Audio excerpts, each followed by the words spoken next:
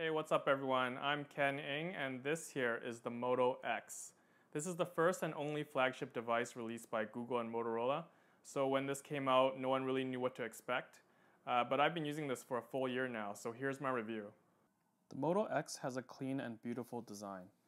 The arched back is subtle yet elegant, while also providing a nice groove to fit in my hands.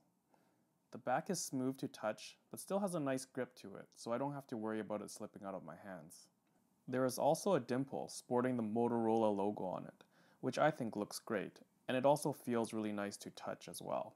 The 4.7-inch screen takes up most of the front real estate, and overall has a nice clean feel to it that I really enjoy. The build quality on the Moto X feels incredibly solid.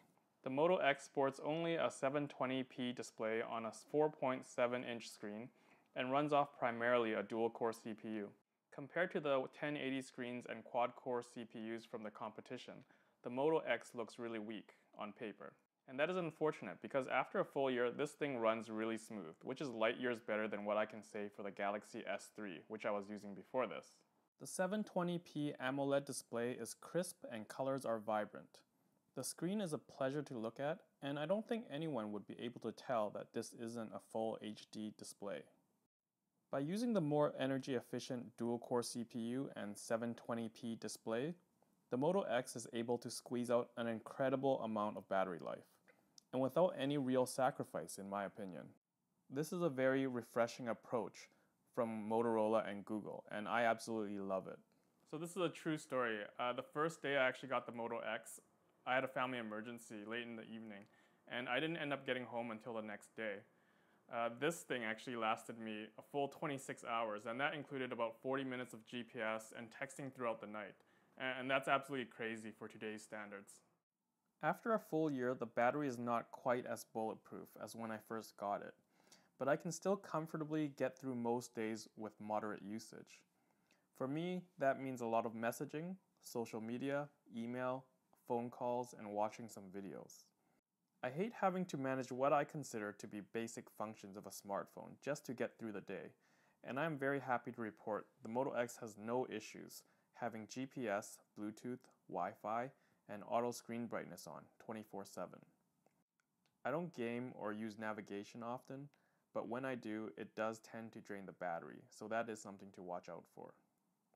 If battery is a priority to you, you should definitely take a look into the Moto X, or maybe the upcoming Moto X2, which should be released in September. The Moto X runs as close to stock Android as it gets, and this is probably one of the reasons why it runs so smooth as well. There are just a handful of features on the Moto X, but this isn't necessarily a bad thing. The features it does have feel well thought out and practical for the most part. First off, there's active notifications. When receiving new notifications, the Moto X will start to breathe, showing you the time and icons corresponding to your new notifications. With a single touch, you can view your most recent notifications. While viewing your notifications in this way, you can swipe up to unlock the phone and go directly to the app, swipe right to clear the notifications, or swipe down to just unlock the phone. A nice touch of active notifications is that the Moto X can sense when you pull your phone out of your pocket or when you flip it over, showing your notifications instantly. I really like this feature a lot. It is a quick way to see what is going on, and it definitely comes in handy at the dinner table for a quick peek without coming off as being distracted or rude. There is room for improvement, however. While your most recent notification is shown in detail at the top, your other notifications at the bottom show very little detail. As mentioned earlier, the Moto X actually has 3 microphones. One at the front, one at the back, and one at the top. And these are for touchless controls, which lets you activate it by saying, "Okay Google now, what's the weather?" It's 68 degrees and overcast in Vancouver. You can also make a call or set an alarm. "Okay Google now, set alarm for 8 a.m.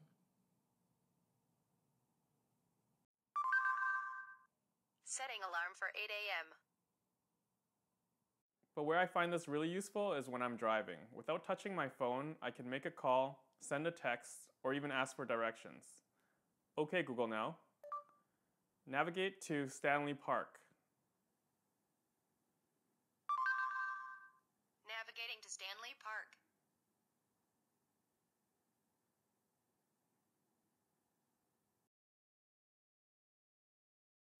Touchless controls isn't perfect though. Activating it by the OK Google Now is really fickle. Sometimes it works without a hitch, and sometimes it takes quite a few tries.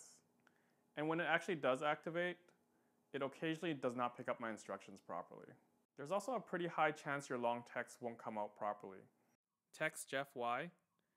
Hey Jeff, where are we grabbing a bite tomorrow? Let's try the new pho joint on Main and Broadway. Say 6:30? Do you want to send this? And while it works well in a quiet room, don't expect it to function properly in a noisy environment. There's another feature called Motorola Assist, which can help you set automatic functions. It will automatically set your phone to silent during scheduled meetings on your calendar, or set a time during the night. I never really found any of these features useful, but they're there. I do like Driving Assist. If you receive an incoming text while driving, it will prompt you on who the sender is and if you want to hear the text. New text from Jeff. To hear it, say listen. Listen. Jeff said, how's the Moto X? To reply to Jeff, say send text. I do drive a lot, so I find this is a good way to keep my hands on the wheel and my eyes on the road. Overall, this is a really useful feature, as long as you know its limits. Plus, being able to access your phone purely by your voice, that's just plain awesome.